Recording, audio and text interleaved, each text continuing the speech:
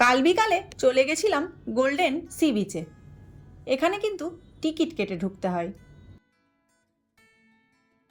দেখো, ভিতরে ঢুকে গেলাম, সি বিচের দিকে চলে গেলাম।